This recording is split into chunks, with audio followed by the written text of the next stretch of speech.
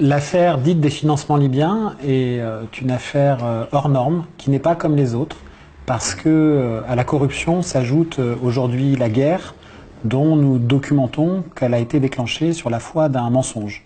En un mot, nous sommes face, je crois, à la plus grave affaire de la Ve République et même de celles qui l'ont précédée. Nous avons pu documenter en 6 ans d'enquête une histoire secrète des relations franco-libyennes qui est très loin de la légende officielle, où l'on découvre des compromissions financières faramineuses. C'est la corruption, des compromissions politiques.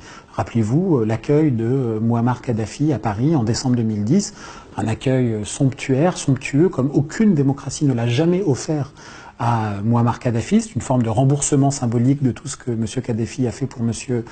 Sarkozy. Et seulement 3 ans et demi après, la guerre et la mort jusqu'à l'assassinat de Mouammar Kadhafi. Entre tous ces bornes chronologiques, tous ces événements, il y a l'histoire peut-être la plus hideuse de la France, d'un naufrage français qui a sacrifié ses valeurs sur l'autel de l'argent sale et de la raison d'État, où l'on découvre qu'il y a à la fois les billets et les bombes.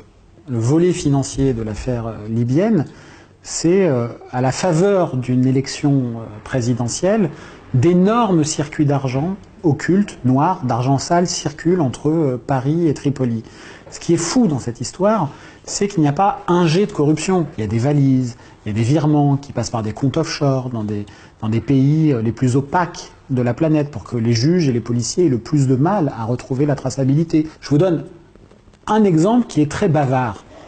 Claude Guéant, qui était directeur de cabinet et directeur de campagne de Nicolas Sarkozy en 2007, le temps de la campagne électorale, nous le racontons dans le livre, a, dans le plus grand secret, ouvert une chambre forte à l'agence de la BNP Opéra. Il s'y est rendu 7 fois. Une chambre forte qui était tellement grande qu'on pouvait y rentrer debout. La chambre forte devait servir à protéger des discours de Nicolas Sarkozy, qui étaient en fait disponibles sur l'intranet de l'équipe de campagne. Parallèlement, on découvre que la campagne présidentielle a été un gisement d'espèces. Il y a eu énormément d'espèces pendant la campagne.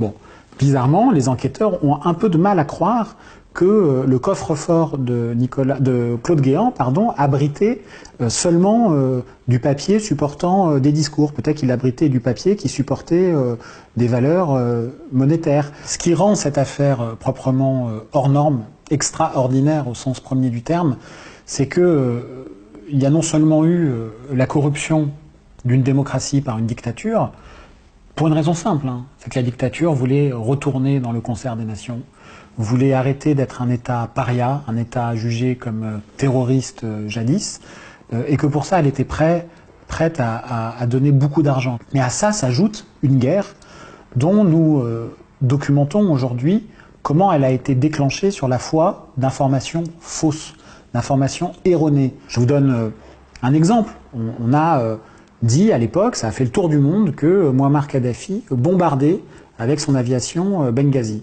Cette scène n'a jamais eu lieu. Cette scène n'existe pas. Mouammar Kadhafi, dans cette histoire, n'avait que 2 issues possibles, mort ou mort.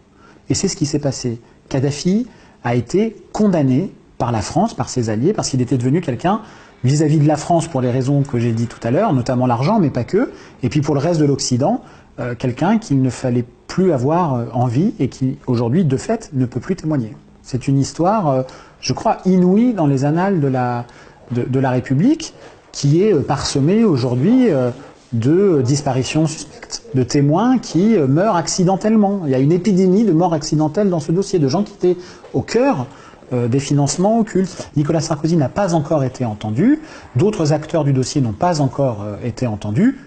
L'avenir prend du temps parfois, a fortiori quand on a peu de moyens d'enquête dans l'institution judiciaire, et donc le dossier suit son cours.